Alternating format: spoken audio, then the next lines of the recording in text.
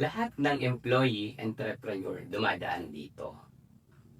Yung part na napapansin mong mas lumalaki na yung kita ng business mo kaysa sa sahod mo. O kaya naman, mas fulfilled ka na sa negosyo kaysa sa trabaho. Pero syempre, may takot. Kasi sa trabaho, sigurado yung sweldo. Sa negosyo, hindi. So, ano ngayon? Kailan nga ba natin malalaman yung right time? Una, huwag magpadalos-dalos. Marami ang nagre-resign agad. Tapos nabugulat na lang. Hindi pala nila kaya yung business sustain lahat ng bills.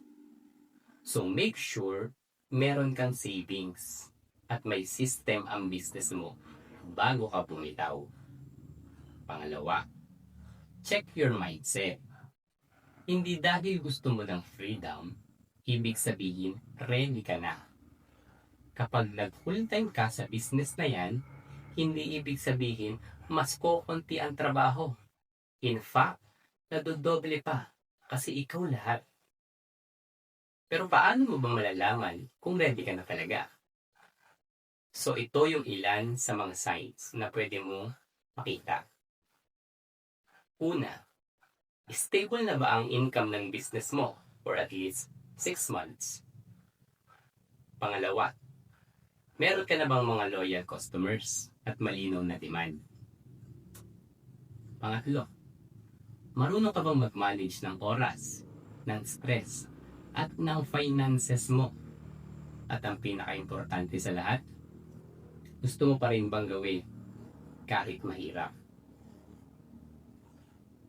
Hindi mawawala ang takot, pero tandaan mo, fears means you care. Ang mahalaga, maghanda ka. Planuhin mo ng maayos ang transition mo. Huwag basta tatalon. Maglagay ka muna ng safety net. Remember, entrepreneurship is not about escaping your job. It's about building something you believe in. So kung nasa point ka ngayon na gusto mo nang mag full time sa negosyo mo, take your time. Huwag kang magmadali.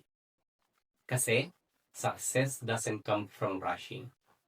It comes from readiness.